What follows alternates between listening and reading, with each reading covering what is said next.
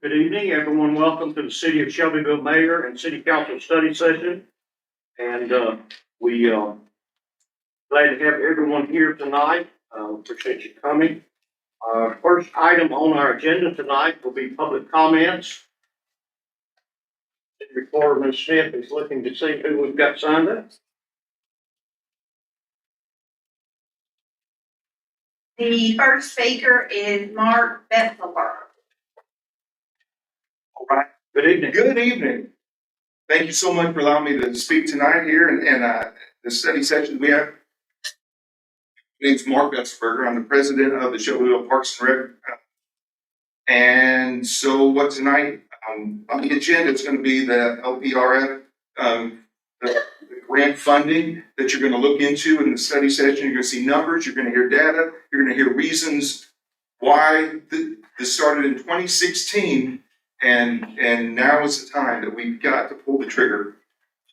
So anyway, 2016, we came up with a master plan for the Parks and Rec, and we can give you all these sheets if you like. But the master plan would include soccer fields. This town, there's one soccer field with lights. We have so many, I can tell you how many players we have. There's probably, 500 players that are coming every Saturday. We're playing on baseball fields. We don't even have a soccer field. And so it's been our mission to put together this plan and break it into phases to make it easy to digest financially. And so these are the numbers we're going to go over. We've done our homework. We've done the studies on the land. It's good. Everything's positive. It's been approved by the state and the government. So we're ready to go. I want to just share some economic numbers real quick in a minute and 38 seconds. That these are numbers from 10 days ago. Okay, this will leave a great impact physically, emotionally for the kids. Charlie's going to share about that. These are numbers economically. Bastion the Borough, 10 days ago, 600 teams at $800 a team, probably $480,000 to their complex. 13 teams, 13 kids per team, brought in 23,400 people. Parking, $10 a piece, $78,000, with a total of $598,000 going to the facility. Okay, that's just the facility. $600,000 in 2 days. That's a pretty good economic impact for the facility. The city of Shelbyville, or the city of Murfreesboro, had 7,800 families that spend an average of $600 per family. That was $4,680,000 that they made in 2 days. Welcome to Shelbyville, folks. We're ready. Mark. This is clear. Our Rob, Yes, ma'am. R-O-E-P. Sorry, I must be getting a little sloppy. Well, I couldn't find it. Okay, gotcha, I understand. Hi, my name is Charlie Rose, and I spoke last time in February in regards to the economic numbers and stuff, and so I'll hand that as a packet, as a Mark can pass that out, but I want to talk about the benefits for our youth. Youth sports facilities is a fundamental right for our children, regardless of their socioeconomic background, race, or location. There are many reasons why we should ensure access to youth programs and facilities. It is important to approach this issue with a perspective that acknowledges both the immediate and long-term benefits for children, families, and our communities. First and foremost, physical and mental health benefits. Youth sports play a crucial role in the physical development of our children. They encourage regular exercise, which helps combat rising rates of childhood obesity and related health issues. It also builds character and life skills. Youth sports are a powerful tool for developing essential life skills such as teamwork, discipline, leadership, resilience, and perseverance. These are skills that extend far beyond the playing field. Learn how to set goals, overcome challenges, collaborate with others.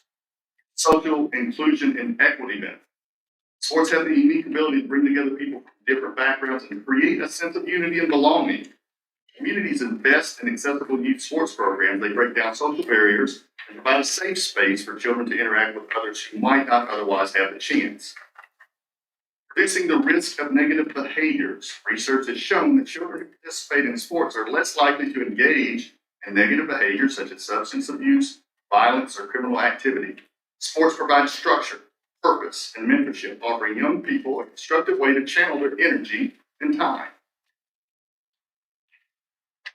Academic improvement and school engagement. There's a strong correlation between participation in youth sports and academic success.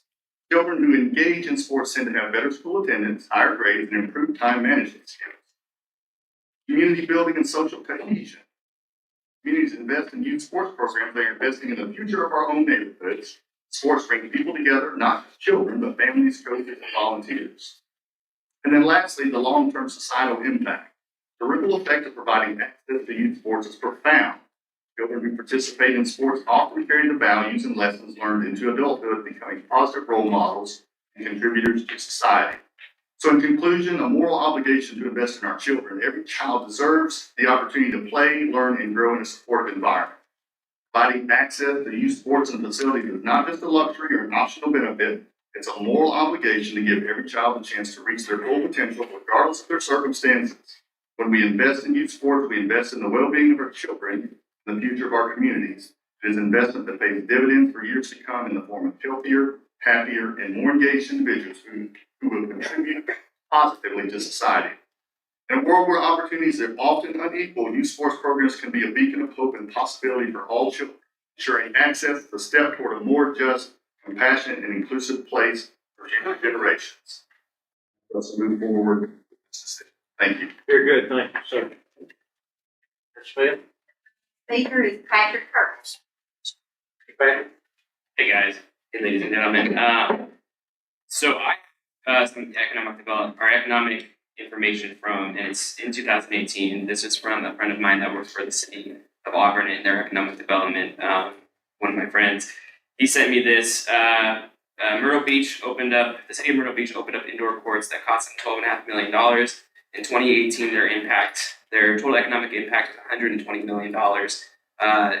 Room nights stayed for the hotels was 43,841 nights added on because of the impact of this. Rocky Top, year open 2014, city of Gatlinburg, spent $30 million on indoor courts, events, and outdoor fields. 2018's total impact was $126 million. Economic impact was $45.7 million. 2018 was $45.7 million, 126 total so far. Room nights, 63,348 hotel rooms. Performance report for Hoover. City of Hoover, Alabama opened up a indoor courts event, outdoor stadium and fields, cost them $80 million. Total economic impact has been $45.8 million in 2018. It was $31 million, 49,000 hotel rooms. Rocky Mountain, opened by the city of Rocky Mountain, $40 million spent on indoor courts and events. And in 2018, they are at $5.7 million. And that was only for 6 months so far on this report. So I'm here to just say, City of Shelbyville, I believe, a couple things. I believe that it shouldn't be a county thing. I think it should be a city thing because the value should go to the city. I also want to talk about really quick while I have a minute and 20 seconds. My kids do play soccer and football. Just up at Clarksville, spent I don't know how much money on a hotel room and going out, and our whole team was there. So there was 10 families, multiple rooms because grandparents come. And so there is a ton of us going to Clarksville, not Shelbyville, because we don't have any of those opportunities here, or Murfreesboro.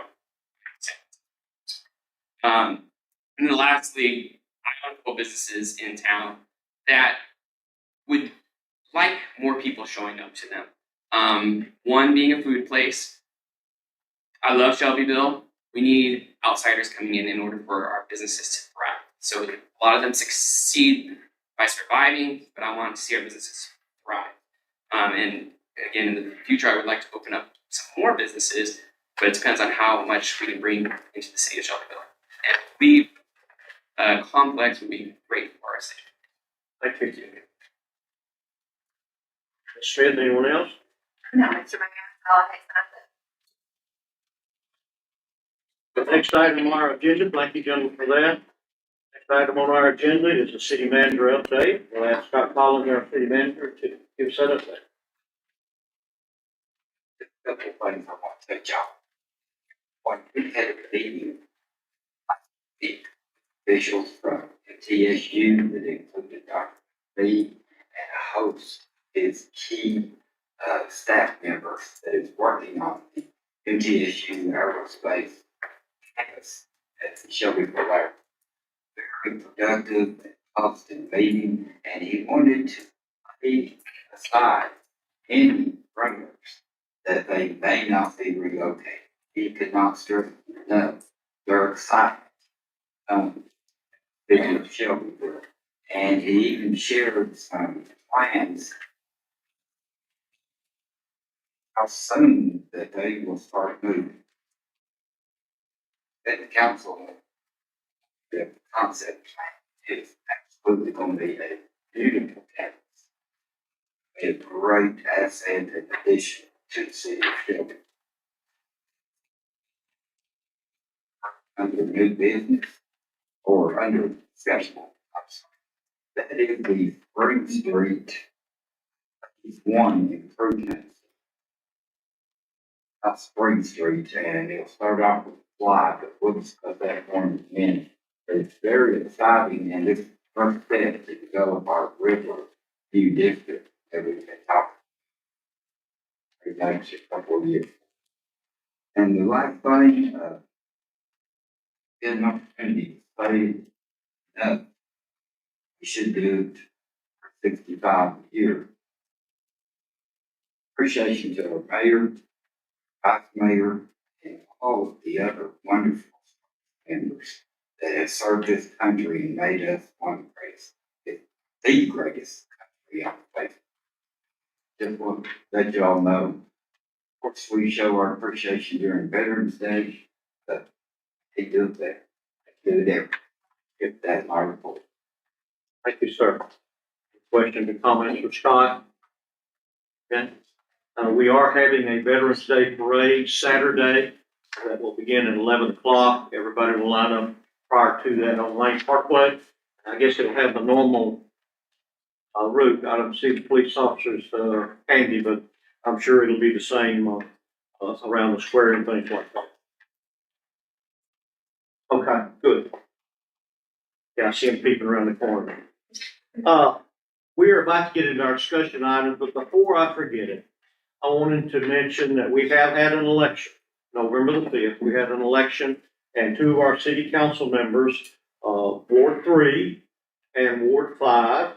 We'll have new council members that have been elected, but we do want to express our appreciation, Mr.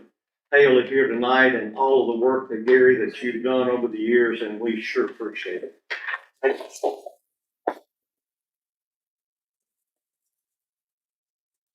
Gary Hale. But our council members elect are here tonight, and I'll introduce the lady first, Miss Betsy Noel, and she is the Ward 3 council elect. and we appreciate you and looking forward to working with you. And then on the front row, I can remember this gentleman's name, Josh Blevins is our new Ward 5 City Council member elect. And so we appreciate you running. That's a hard job, and we appreciate, all that you've done in working to get to that position, and we will really look forward to working with you. We're moving Shelbyville forward, as you can see. All right, thank you so much for that. Discussion items tonight, number one is our Spring Street Phase 1 improvements, for the McGrew Street parking. And it's got booked, but, okay, all right. Thank you, sir.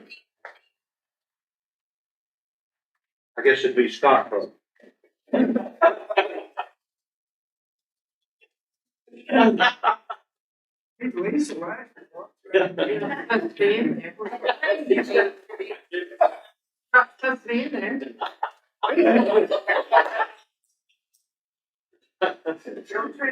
you. What's the waters? Thank you.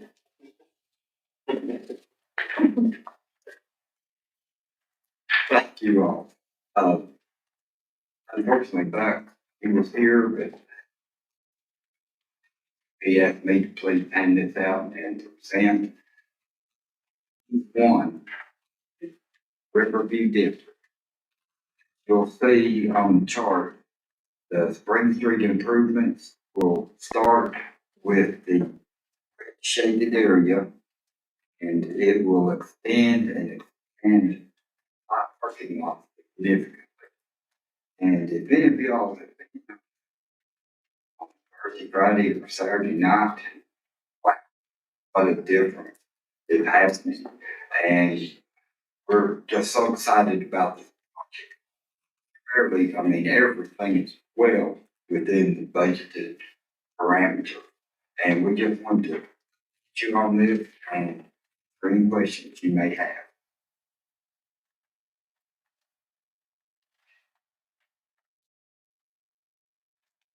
Anyone have any questions, comments? Okay.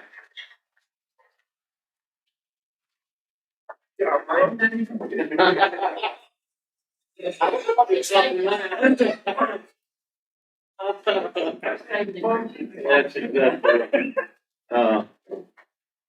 The second item is the Spring Street property condemnation, and we'll ask our city attorney, Ms. Salker, to talk to us about that. Sure. As you all know, we just recently got the closings on a portion of the property on along Spring Street. We bought one parcel straight outright, and then there's one parcel that we only got 75%. And because the property has been passed down through inheritance like two generations, so it was divided among a handful of people. We've got 75% of it. We still have 25%, and they've not responded to anything, so we'll have to do condemnation. So we're just notifying you of that. Give us a vote next Thursday night to approve that. We'll get that filed. Get the property ready to go on.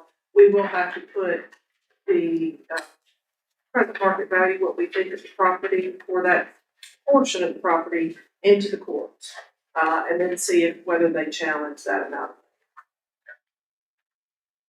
Questions or comments? Thank you, Ginger.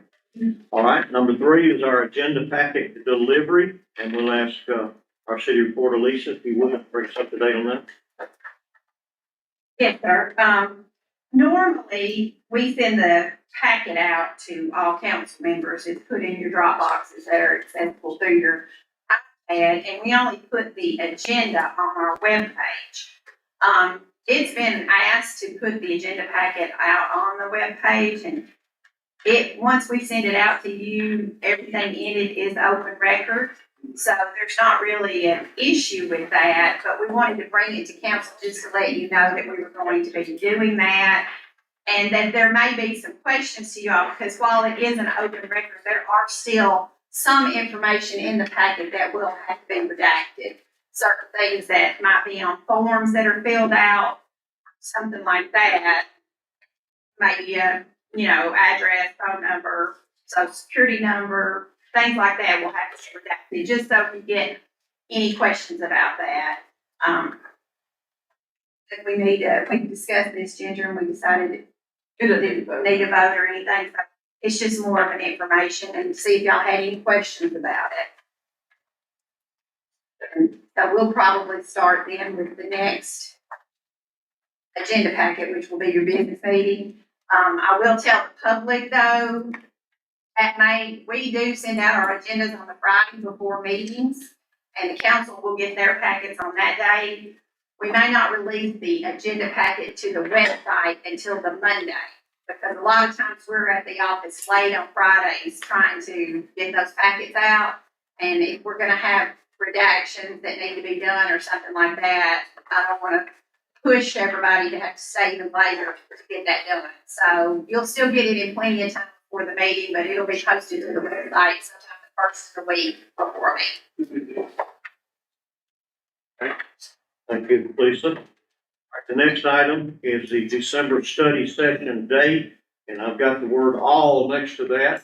I guess that would be something we need to discuss as far as setting a date, is that correct, Scott? Yes, sir. Our study session is scheduled for Tuesday, December 3rd. But as you all are, there's a huge event going to be on the square. That you all generously and graciously participate in. Yes. And a lot of enthusiasm for this event. We just are hoping you all will consider moving the date like this month, move it to the Thursday of December 5th. That way we can all participate in this.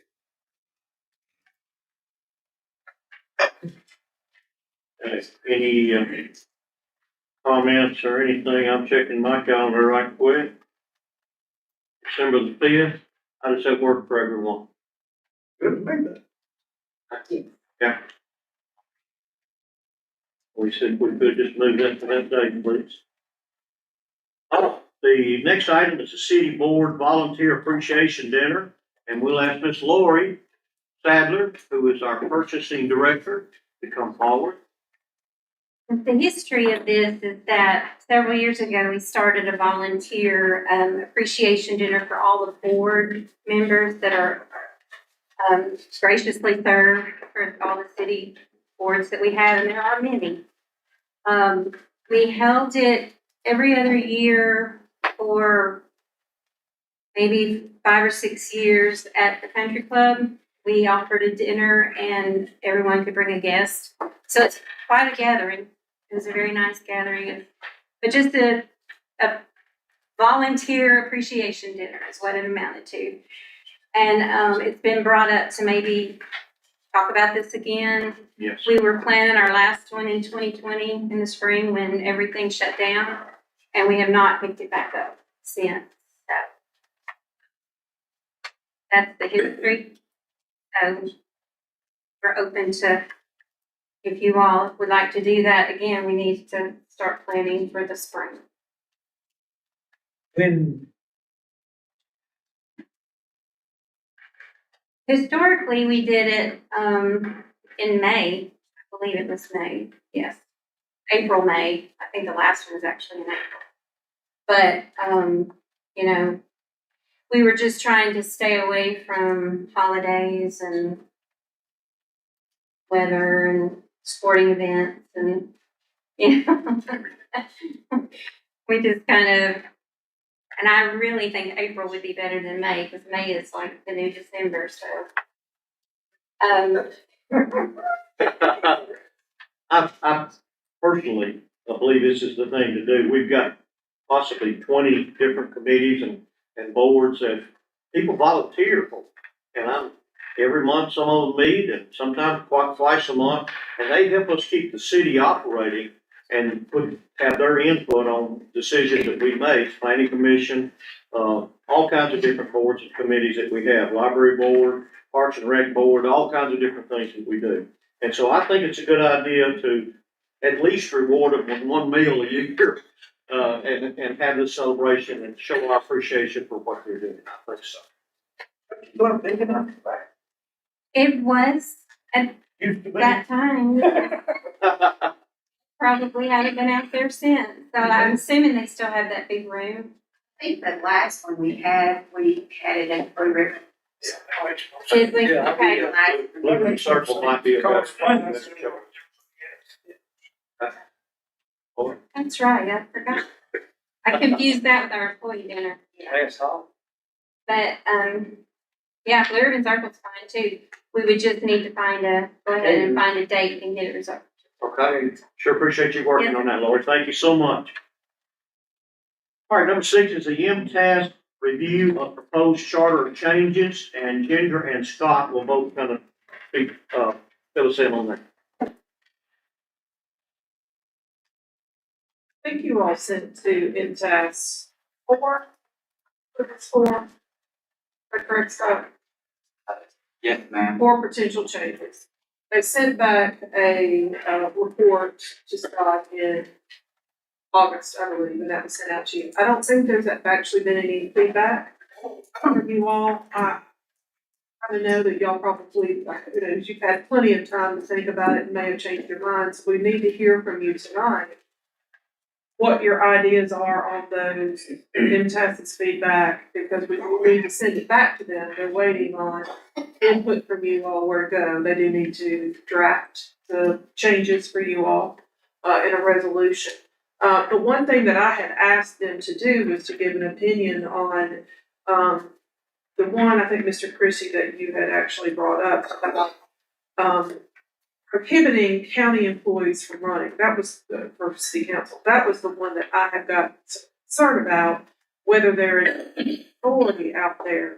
There's plenty of authority on preventing your own employees from running for city council, and also for other elected officials, elected being the key. I'm not so certain about whether or not there's authority to prevent people based on their employment that is not related to the city or is not an elected position. I understand that the attorney that looked at it for MTS said the same thing and advised that to Scott, but they didn't give us any type of a written opinion on it. And so Mr. Chrissy and I, we've actually been talking about it, so he would like to a little bit more deep dive on that issue, which I said that I will do that. I'll speak to the MTS attorney for you all and get a little bit more information about it. But in the meantime, if you want to send it all 4 back and tell them to draft what you want, draft those 4. We can send it back to them. You've got to look at it all over, review it when it comes back to vote on it anyway. So really, I think today what we really just need from you is your input on those 4 issues. If you changed your mind, if you want something different. Does everybody remember getting that email? Back in August. So, The hearing? Yes, Madam Attorney, there can be additions to that as well. oh, sure, absolutely. Yeah, y'all just tell us, have that conversation tonight, or I don't know what Scott's plan, or I don't know if you all feel like you want another standalone meeting in which to have those discussions, I don't know. I know too. Well, there was one concerning the multiple property owners not able to vote in different sections of wards and so on. I do remember that one. Yeah, but And also the, Yes. And I've kind of changed my opinion on that personally. I think person invest in a business in Shelbyville, the amount of money they invested, I think they should be suitable to be on the power board. I think so too. I think that was brought up, but I question like that, but I feel like if you're a property owner in Shelbyville, you should have the right to vote. I think that's constitutional. Yeah. Having the right to vote. Now, it is where you can only vote one more, correct? whichever ward you decide. Yeah, that's the, Yeah. That's well, that's, stipulated. Cindy's one, yeah. And that gives them an opportunity to vote every 2 years. Yeah. That was his, I think that was his question on it. Yeah. the individual can change which property, if they own multiple properties in Yes. the city. So I think what you all sent to MTS was you have to actually live in the city. It has to be your residence, is what I thought. It wasn't limiting it to one property.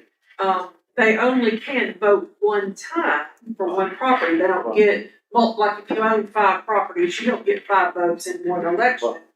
But I think what Councilman Feldhouse pointed out is they can go and change what property they are tying that vote to, and that does allow them to vote for a council member every 2 years, whereas residents of the city only get to vote with their home ward, and that's once every 4 years when that comes up for election. That was the point, I think, that he made. If they own multiple properties, I don't think that they should have any restrictions on if they do that. I mean, I think they pay those taxes and they have a right I think the issue to. is, if you actually live in the city, you don't have that option.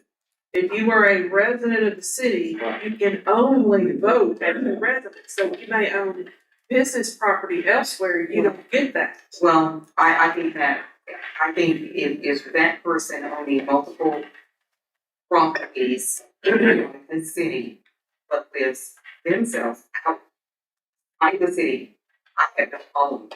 I have no problem with I mean, if they have property inside. that we take those tax funds and thank you. So see what that hurts. So you gonna let them vote every 2 years?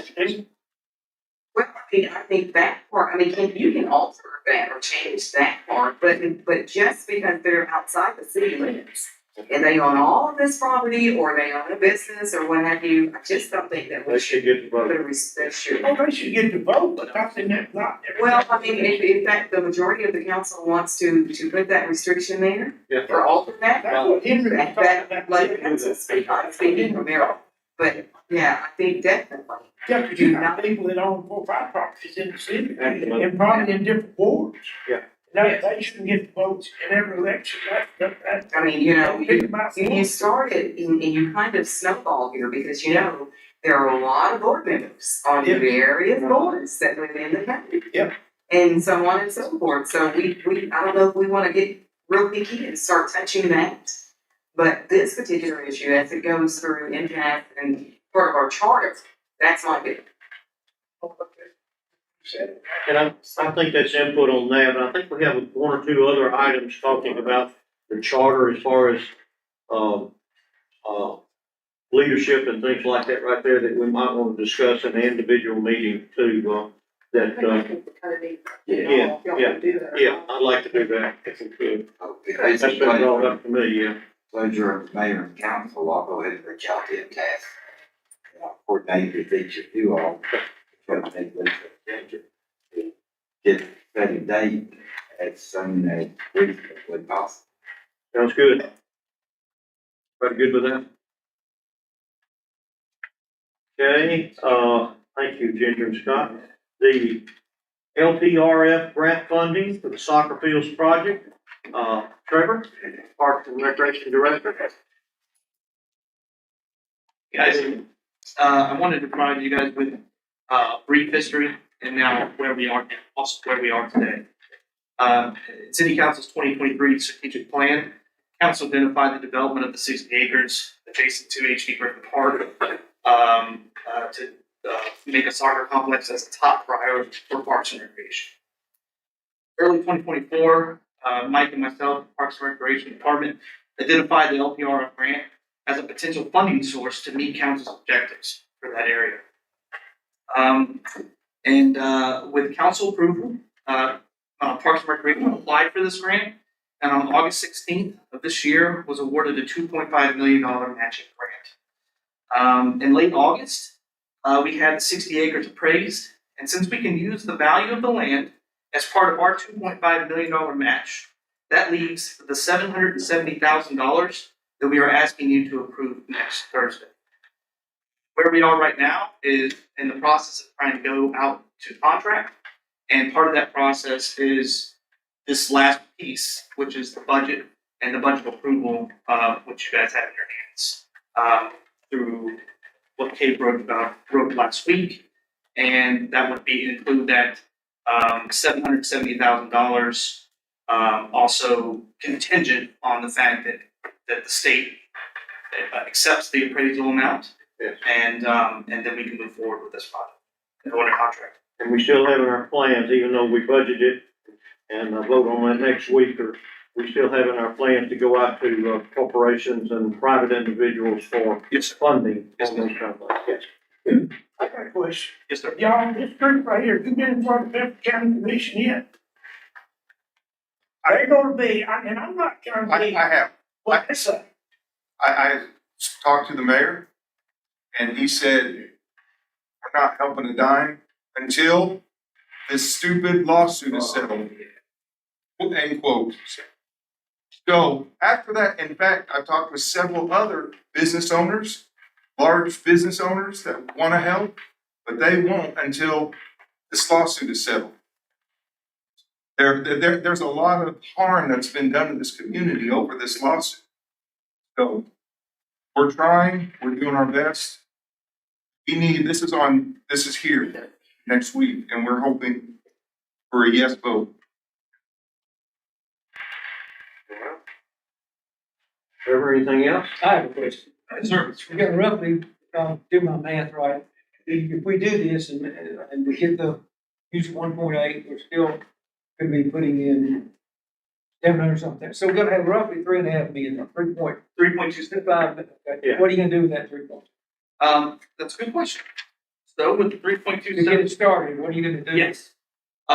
So roughly 10% of that is going to be used for construction engineering documents. So that comes up to about $327,000. That's going to include everything for the project that we need. The about 970,000-ish is where I'm guesstimating is going to be for the putting us to attaching to the existing infrastructure and the parking lot, which should create, it's 260,000 square feet. Should make us about 650 parking spaces, and that will be also equipped with ADA spaces, all that good stuff.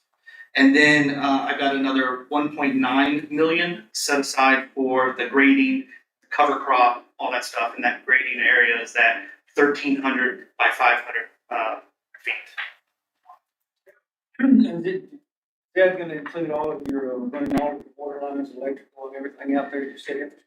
So when I'm talking about connecting to existing infrastructure, I'm talking about the connecting to drivability from where we are right now onto the new property, which currently we don't have a real true roadway onto that new property. So that's what I'm talking about as far as infrastructure. We'll still be looking at doing all The utilities, I'm gonna to go ahead and to provide some sub-ups and to do some work in-house. I've talked with Buck, and of course I've got a good operator working for us right now that can provide all he needs is conduit. And so we want to provide sub-ups for water, sewer, and electric.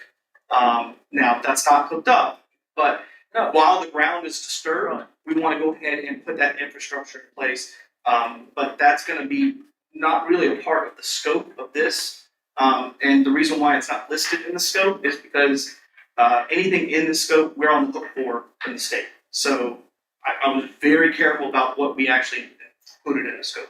Yes, I want to do more. still, city council, the city taxpayers are still looking at a little over $10 million. I think this project, $14 million project. It's $14 million. Yeah. Now, 3.27, I feel like we're going to get a long ways. I feel like we're going to get to a place where we're ready to play soccer, at least at the local level, for our kids here. The plan after that is, honest to goodness, is to go after solicitation of some businesses and some other, and possibly even the county. And to do a phase two, which would do lights, irrigation, possible sod, concession bathrooms, those types of things that we want to do in the future. But there is no immediate plans to do to go after another matching grant for this. There is no immediate plans to come to city council and asking for any more money. What I want to do is solicit businesses. With that, we at least show that we have made the issue. And that's part of it. It's showing that the city has skin in the game and that you guys are committed to making this a reality for the citizens. be honest, I won't vote for that, no way, shape, or form, till there's something laying on this table. You know, you said this for this, this for this, this for this, everybody else is throwing single figures in front of us. What are you gonna spend the money that we're talking about? I won't see where you go. I'll have it. Tell me you're gonna spend, do this, this. I'll have it for you tomorrow. You ain't gonna be in, there's a six black pages in No, here. I'll make sure that you have it for sure. Come in here We and know exactly what we want. don't think for minutes, not worth it. Go ahead. Well, the package you got that's got the Siegel information.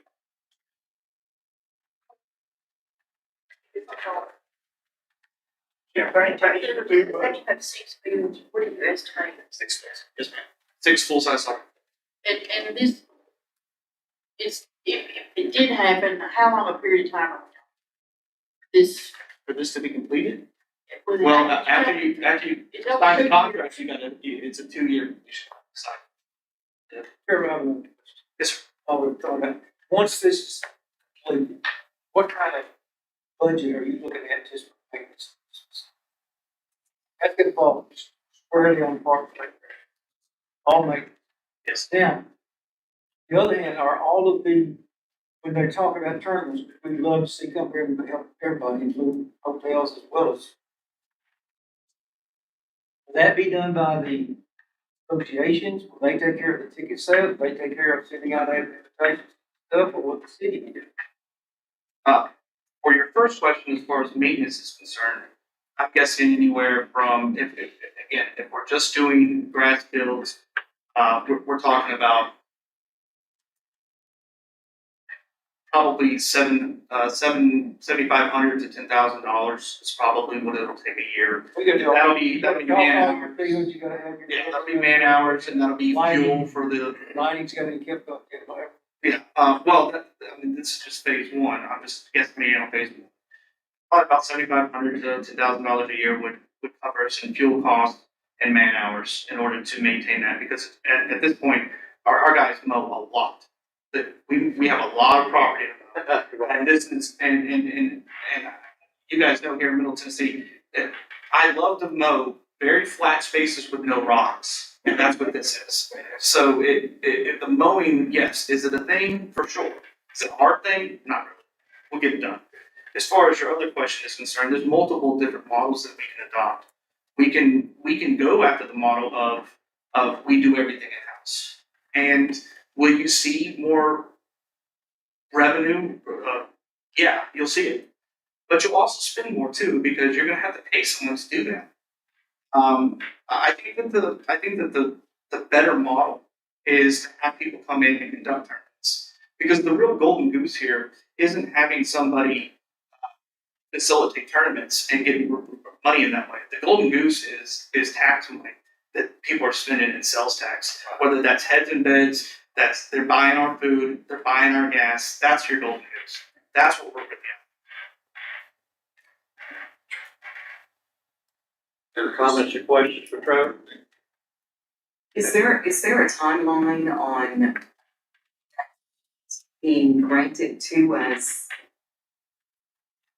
in giving them an answer? I mean, on this next week. Oh yeah. Yeah, they projected out, I believe it was initially 90 days, which we're coming up on. We're not gonna want to kick this can down the road to December. Sure. We were awarded on August 16th, and the state was well aware that we were gonna have to rescope this project because we didn't get the $7 million we asked for. And so they have allotted more time to us, and they've been very lenient and very gracious with us. But we definitely do have to make a decision. Any other comments, questions? Thank you, Trey. Sir? Just caution the audience, unless you're called upon after the discussion or after we ask for public comments, we're sorry if we can't allow you to do that. Number 8 has been removed from our agenda, and number 9 is our property maintenance, and we'll ask Jennifer. Sure. Brian Stevens, your property, your building codes director, of course, oversees property maintenance. As you all know, they tend to give you all an update with a spreadsheet about what's going on with certain property maintenance issues in the city. Brian has advised staff that he's got 5 or 6 that have just sort of run its course, what he can do in municipal court. So they asked him that he does have the power under our building and codes as they are, our building codes, to take any type of legal action that is necessary to enforce that. So if you all don't have any objections, we will start moving a handful of those forward, either through the Bedford County General Sessions Court or Chancery or Circuit. So you all will not object to that, given you need to get some. Any You objection? got just a handful that are just really Very good. not responsive. We'll do that. Thank you. Trying to help the folks at Shelbyville, if they got a neighbor and their house is partly falling down, and safety issues, health issues, all kinds of different things, and we're trying to clean up as best we can and trying to work with the folks as best we can. Number 10, thank you, Jimmy. T. Hanger rates clarification. Paul Perry, our Director of the Airport Authority. Cool. So this is, as was mentioned out there, this is clarification. Each year, we look at our different rates we have at all the different rentals and things of that nature. One of the things that was mentioned was a market adjustment. And with that, there was such a large adjustment that was required to get us where we needed to be that we decided to do discussion over a couple of years. And then in turn, go ahead, instead of having to revisit that on an annual basis, to go ahead and establish a known dollar amount for all of our rent. That way, everybody can budget for it, and they know every year there's going to be an increase. Well, somewhere in the process, the reason why we were asking for a clarification between what the authority had requested and stated that their desire was, and between coming here before the council, 3% got added on to this year in the clarification. So that's one of the things we wanted to do, was to make sure that we wanted to clarify that it was necessary that the amount, which is now with this increase up to $430 per month, was all that was going to be asked for this year. And then starting in January of 6, I believe we're already talking about 26, but January of 26, we started a 3% increase. And just make that standard so everybody's prepared, everybody's aware, and everybody knows it's coming to budget for budgeting purposes. That makes sense. Questions? Okay, Paul, if we would move to number 11, the airport ground lease insurance clause for DeWeese and Quigley, those 2 hangars. Right. So one of the long-term leases that we have established at the airport, which is going to prove through here as well, as we review, we were legal, and we have a standing ground lease. As part of that, because it has to be all-encompassing, any type of ground, one of the requests and one of the things that is the line item is $2 million coverage that covers the city in case any kind of issues happen on our grounds. What we're finding through this process is that individuals, anybody that's building a hangar as an individual, they're not finding an insurance company that's willing to give them $2 million. They'll give them $1 million, but not $2 million. Because corporations are able to do that. People that are doing businesses or things of that nature, they're able to get $2 million, or they do $1 million and then for another million on top of that for a total of 2. Individuals have not been able to find a company willing to do it. Unfortunately, with aviation insurance, it's limited. There's not that many underwriters that are willing to help them out. So the market's pretty tight. And they've just decided that individuals are not willing to do more than $1 million. So we've had multiple tenants who they've done their due diligence, they've jumped through as many hoops as they could. Just want to bring to the attention that case basis in this situation with Quigley and Weeds, the last 2 that were just approved, they've only been able to come up with $1 million. Should cover what we need to do. They're freestanding, they're individuals, so it's that should cover the airport for any issues that might happen to basically replace those hangars. That's the gist of it for the city's point of view, is that if something were to happen inside that hangar that caused that hangar to be destroyed, could we replace it so that we could get 20 or 30 years based on whenever that lease is up? Take our investment in when it comes. So as of right now, that's the city and can rebuild those buildings. All on that. Also wanted to, and Colin said about the MTSU, for welcome out anytime to come take a look at the construction that's going on. It's a pretty amazing site right now. They're about to pour, hopefully next week, starting to pour asphalt next week. All the rock work's been done. It's all been laid out there. It's amazing what size those dump trucks are, and they look like little toys out there. It's sure. And you're talking acres instead of square feet. And you're talking about construction. Thank you, sir.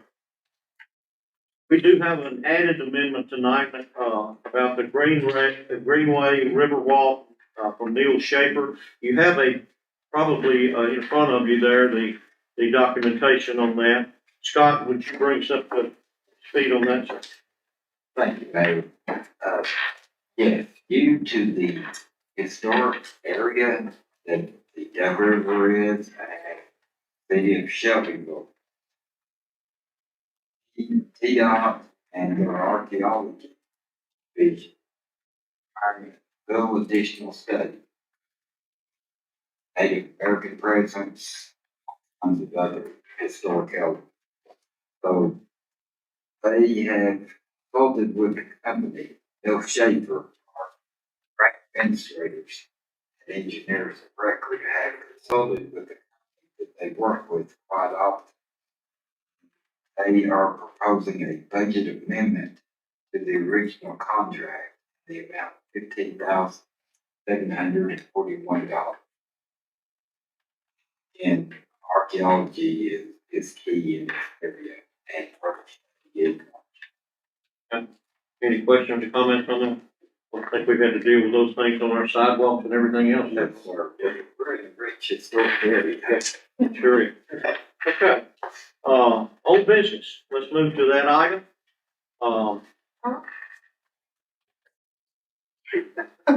Yeah, I'm ready. Tom, yeah. All right, Tom, I'm gonna read the first one. Have you got your slides and everything ready to go? I do, sir. All your videos?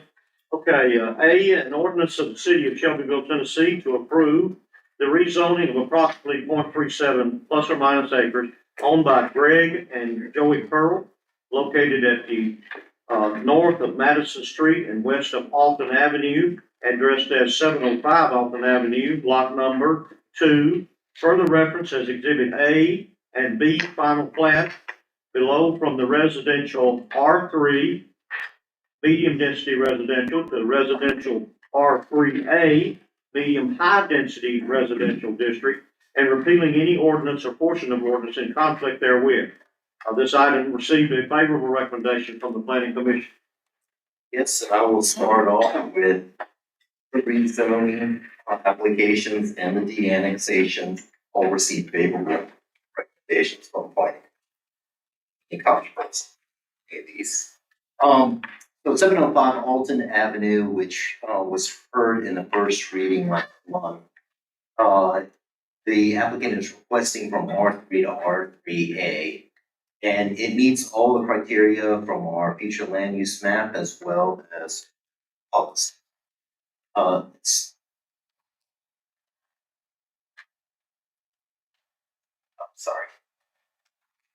So it met the future land use map, current zoning, the neighborhood. Fits well within that, neighborhood. So planning commission recommended favorable recommendation. And last month, I believe it received favorable as well. Hearing. If anybody wants to know, that's kind of behind where Freeman Shoes used to be there on Madison Street, on that street behind there. Get it into a, up to you understand. I think we've gone over that before. Any questions for Tom? Okay, if not, we'll move to B. An ordinance of the city of Shelbyville, Tom, just say where you were. Yeah. An ordinance of the city of Shelbyville, Tennessee to approve the rezoning of approximately 0.37 acres owned by DCC Strategic Realty Partners LLC, located near the corner and intersection of Woodbury Street and Noblet Street, south of Colorado Boulevard, addressed at 1004 Woodbury Street, further identified as tax map 0781, Group B, parcel 13, and shown as Exhibit A below, from Commercial C2 General Business District to Residential 3A Medium High Density Residential District, and repealing any ordinance or portion of ordinance in conflict therewith. This received a favorable recommendation from the Planning Commission. So in the first hearing, it was also, received favorable from city council. This application, it is in the core character area, and it meets all the requirements of the future land use map as well as neighborhood condition. I'll stay on this one because it's easier. So we have R3. This was recently rezoned R3. These are single family. On the reference part, though, the parcel that is wanting to be rezoned, there's already a duplex. But it met all of our standards, and so Planning Commission also agreed that, gave it a favorable recommendation.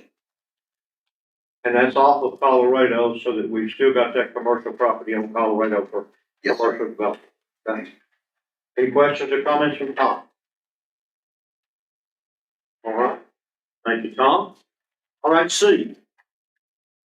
An ordinance of the Shelbyville City Council to amend Article 2, definitions, Article 4, parking and access regulations, Article 6, supplementary regulations, exceptions and modifications, and Appendix 1, table of uses of the Shelbyville zoning ordinance by updating Section 2.2, definitions, Section 4.12, district-specific parking calculations, Section 6.4H, supplementary regulations for upper story residential, and Appendix 1, table of uses, and repeal all previous ordinances and resolutions pertaining to Section 2.2. Our definitions, Section 4.12, district-specific parking calculations, Section 6.4H, supplementary regulations for upper story residential, and Appendix 1, table of uses, and to repeal any ordinance or part of an ordinance in conflict herewith. This received a favorable recommendation from the Planning Commission. What a mouthful. I was about to say, it is a mouthful. This text amendment basically cleans up and clarifies where, residential uses may be permitted on the upper floor we're talking about on the square. Around the square, yes, sir. And, yes, and part of the clarification and the cleanup was to remove the stricter requirement for parking. Parking was limited to 400 feet from any residential zone, which has made it a little bit difficult to. Okay. And so the Planning Commission, they provided a favorable recommendation. Meeting. Good. City councils. We've seen this one 2 or 3 times before. Anybody have questions or comments on it? Okay, thank you, Tom. All right, resolutions, second reading. E, a resolution of the city of Shelbyville, Tennessee to de-annex certain territory upon written consent of the owners and to unincorporate the same within the boundaries of the city of Shelbyville, Tennessee. The property located on Jennings Lane, referenced on Bedford County Tax Map 068, parcel 120, and owned by Dr. James and Elizabeth Baum. This received a favorable recommendation from the planning commission. Okay, and, if you'll recall, earlier this year, there was a failed rezoning attempt. This property was annexed, I believe it was in January of this year. There has been no development. I bundled these two properties together. They're the same property owner. It's that sliver there and here, 18.19 acres and 48.73 acres. There has been no development or any other activity on the property. There was no opposition from the county, any of the staff members. All right, I'm gonna read the second one because there's two parcels there. It's, B is a resolution of the city of Shelbyville, Tennessee to de-annex certain territory upon written consent of the owners to unincorporate the same within the boundaries of the city of Shelbyville, Tennessee. This property is located on Union Street, further identified street address 1320 Union Street, referenced on Bedford County Tax Map 79, parcel 14, and owned by James and Elizabeth Baum. This received a favorable recommendation from the planning commission. This property was annexed into the city for a development, and the developer was in Georgia, I believe, and wanted to build R1 and R2 properties, and we did not get the approval for R2, and so they pulled out, and so this goes from annex into the city, goes back to the county, and it goes back to agricultural zoning. That's correct. And the owner representative, Amy Lee Marks, indicated that Dr. Baum Yes. was to return it back to the agricultural use or actually maintain it. All right. Any questions or comments on that? All right, Tom, new business ordinances, first reading, an ordinance of the city of Shelbyville, Tennessee to approve the rezoning of the southwest portion of a split zone property, approximately 0.43 acre plus or minus, owned by John K. Harrison, located at the intersection of Decatur Street and Midland Road, shown on Exhibit A and B survey below from residential R2, medium density residential district, to residential R4, high density residential district, and repealing any ordinance or portion of ordinance in conflict therewith. This item received a favorable recommendation from the planning commission. Yes, if you recall this, the applicant at the city council meeting last month requested that this be voted and referred back to the planning commission for the October 24th meeting, because there was a concern that maybe not all understood what was being rezoned. This actually is put my clear one up there. So I actually colored it. You got it correct. That's okay, I'll have it ready. So the front part of the parcel here is zone C2, that has already been subdivided out, we've recorded that plat. Right. So that's the commercial area, and this is the section in front that the applicant is requesting be rezoned. It's a small portion, about 0.43 acres in the rear, right at the corner of Midland and Decatur, that is R2. And for cohesiveness, the applicant is requesting that be rezoned. So after the October 24th hearing and any type of clarification, planning commission, they actually recommended the rezoned. Okay, and Decatur Street is the last street in the Robinson Addition. And that's totally And correct. that corner lot there is right across from our agricultural center. It's There on the, okay, thank you, Tom. Any questions or comments about that piece of property? All right, let's go to B then.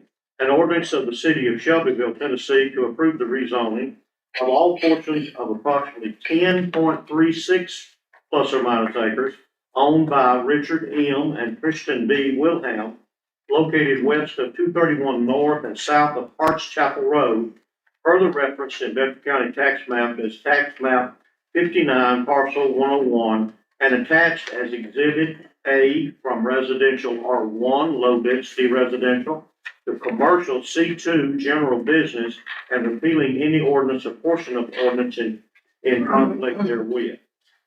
Been before the planning commission, it doesn't say anything about favorable or unfavorable, right? This has been, and actually, that, notice that I didn't put it in, the summary for the annexation as well, but these are all favorable recommendations from the planning commission. This is west of the airport. As you can see, the parcel is 10.36 acres and currently in use as agricultural use. So the concept, according to the property owner's representative, Andy Bobo, the property owner wants to actually turn this into a large animal veterinary service, which is in the C2, which is a use commonly found in the C2 zoning district, and then also a self-storage. And you can see this. This is a map era. That is actually zone R1, but with the future land use map, it's consistent. C2 is a consistent zoning for the North Gateway Corridor character area. See right across from the airport, most of the area around there is currently agricultural. And I will add that this area does not have sewer. So in the case of this, a deed restriction was required, or restrictive covenant was required to be recorded with the property indicating that. Well, as soil testing and the sewage disposal areas identified for the property, and with those, with that added, it's just more to inform the if the property is sold, it's to inform the future owners that there is limitation on that property. So the restrictive covenant, if at some point in time the sewer is available for it, it'll be extinguished. Based on the analysis provided by staff, it was supported by Planning Commission. The sewer line does come up behind that property with the Justice Center and all that, is that correct? I'm familiar with where that's at. Yeah, I don't know where the sewer line actually is running on this one. I only know that it's not available there. Okay, all right. Thank you, Tom. Any questions or comments for Tom on that piece of property? Okay, resolutions first reading. A resolution by the city of Shelbyville, Tennessee to de-annex approximately 6.04 plus or minus acres of third territory upon written consent of the owner and to unincorporate the same within the boundaries of the city of Shelbyville, Tennessee. This property is located on Warner Bridge Road, referenced in Bedford County records as tax map 88 and parcel 5 and owned by Farrah P. Webb. Yes. This property was annexed back in 1997. In order to develop the property, it would require significant pump station, grinder pump extension. And on Tara Pete Webb's property, there is a single-family residential, dates back to the 1950s. So there hasn't been any development since that time. This application actually is also related to the one next door by Mr. Butler. Current zoning map, this is a map error. The county or the city limit is actually right on the eastern portion of Mr. Butler's. So Ms. Webb's property is here where she's requesting the annexation, and you'll see in the next application, this property is also requesting the annexation. If you look on the future land use map, the X indicates that the property is undevelopable, which means it's a little bit of a misnomer because it is developable with significant investment. But in this case, there's undevelopable typically means that there are infrastructure or environmental factors that get more challenging to actually so as far as economic impact goes, it's still also a single-family residential as well as both. It's services, sewer services is more the big issue. That was the biggest issue. They And would have to then, make a significant investment. And they had asked, the previous owners had asked to have that annexed into the city in 1997 yes. because of that investment, okay? He remembers it, Mr. Butler did, and both of these applicants are requesting the waiving of $500 fee for Okay, the public notice. So there's really two considerations in both of these applications. any questions on this? All right, let's move to B, and this is property right beside it. A resolution by the city of Shelbyville, Tennessee to de-annex approximately 7.43 plus or minus acres of certain territory upon written consent of the owners and to unincorporate the same within the boundaries of the city of Shelbyville, Tennessee. The property is located on Warner Bridge Road, referenced in Bedford County records as tax map 88 and parcel 4.02, owned by William F. and Meredith Hazel Butler. So this application is similar to the previous one. They were also both annexed in at the same time under the same ordinance. At the time, there were, I'm not exactly sure how the process was back then, but there's an ordinance as well as a resolution, two resolutions that brought these parcels into the city. And here's that map here again. And so with the de-annexation, it's the tail end. There was no opposition from the county, no opposition from the state. And Mr. Butler is also waiving. Okay. Questions or comment? Okay. Thank you, Tom. You may be seated. Thank you, Tom. Appreciate all of your work there. Okay, business items is A is the firearms exchange, police department, and I think Ms. Lori is going to bring us up to date on that. Yeah. The police department petitioned and received court orders to exchange 60 firearms. This is a type of surplus, and that's why it's under my overview here. So what we do in a case like this, when we receive the court orders, we send out requests for quotes to only licensed and qualified dealers were contacted for law enforcement licensing. So anyway, we received 3 quotes. Craig's Firearms in Knoxville offered us $4,650. GT Distributors offered $7,367. And King's Firearms of Columbia, Tennessee offered $8,970. We reviewed the offers, the police department staff did more so, and we recommend accepting the highest offer. Question for Lori on that? How much of the new ones going to cost? Oh, for those, these are confiscated, but. Oh, okay. And that's part of the TCA, and I didn't read this whole thing because you all don't want me to read this whole TCA, but the TCA allows for exchange. So they're not going to give us money. They're going to give us a credit, and that credit by TCA, we can buy firearms, ammunition, or body armor, or other law enforcement equipment. Any questions for Lori on that subject? Thank you, Lori. You just please stand by. Purchasing bid items, RFP, Internet Service Provider, all departments. Yes, this was the internet service provider request for proposal that you all authorized in January of 2023. And we, a lot of changes happened right along about that time. And Mr. Caden Steer came on board in May of that year.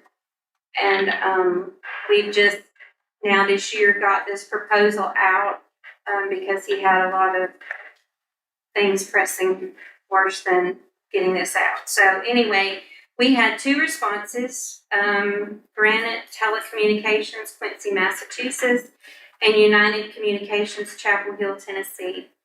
This is a very thick proposal, and we put it into a paragraph here from Mr. Steer Bids appear to be responsive as they responded to all sections of the bid package. He reviewed the submissions and recommends award to United Communications of Chapel Hill, Tennessee.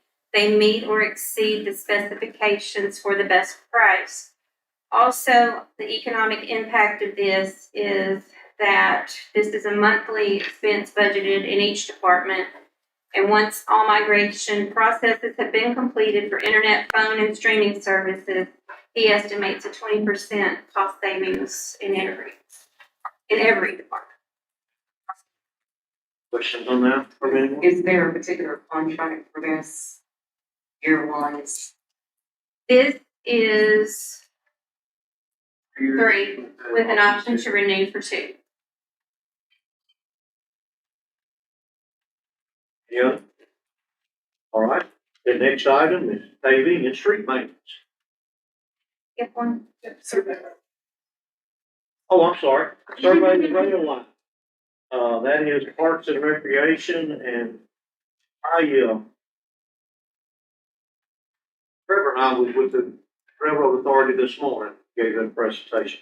Okay, so Lori, if you would, excuse me for missing that. Oh, you're. Bid committee met on Monday, October 28th, and we received 5 bids for this. LDA Engineering out of Nashville, $33,840. LDA offered a second bid at $86,725. Northcutt Surveying, Shelbyville, $60,000. Survey and Mapping LLC, Nashville, $42,850. They also had a couple of additional charges that were offered for survey of utilities and aerial orthomosaic. T-Square Engineering, Franklin, Tennessee, $24,500.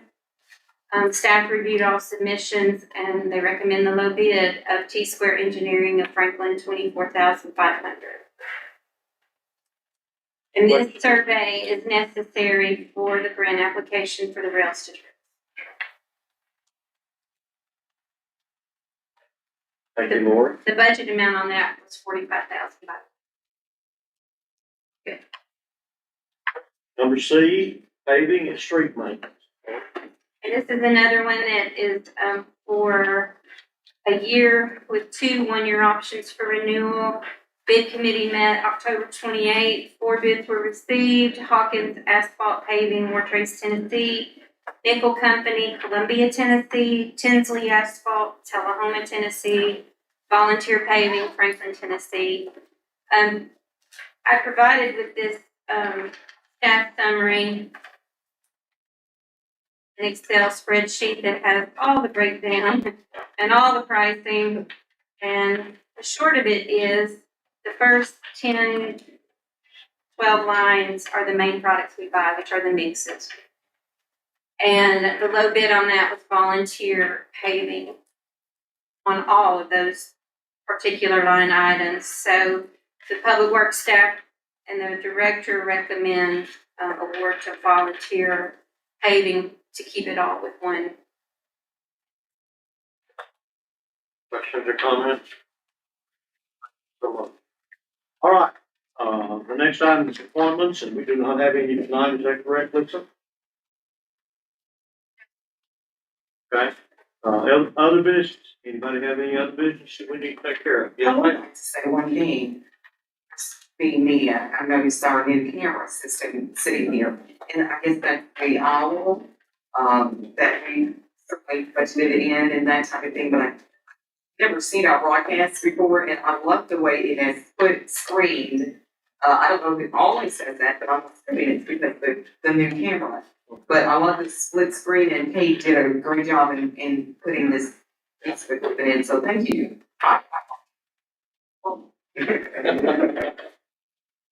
Routine council meeting this afternoon to check. Okay, announcements, do we have any announcements? I already announced about the Veterans Parade at 11 on Saturday. If you get a chance, please come out and show appreciation to our veterans in Shelbyville, and some of you may have things that you want to add to that parade, vehicles and things like that. So come see us for that. Scott has already mentioned, and you mentioned again, Scott, about the, Christmas, that is the Christmas tree lighting and courthouse, or Christmas tree and courthouse lighting. Bedford County, that's right. Chamber of Commerce working with us, Shelbyville and Bedford County, all of us working together for that, for our community to have that celebration. And that's December 3rd. Anything else? Is City Hall closed Monday? Yes, Yeah. yes. Close Monday, but. Yeah, probably leaving that, so that's right. And trash will be picked up on Tuesday with the regular trash. That's exactly. Thank you. Okay, if there are no other announcements, I will adjourn this meeting. Okay, No, no, it's about, Kane has to work on it. I think. Voted. Let me take four. Good catch. okay. We may have to get the time. Are we good then, council? Okay. Let's adjourn this meeting. Thank you.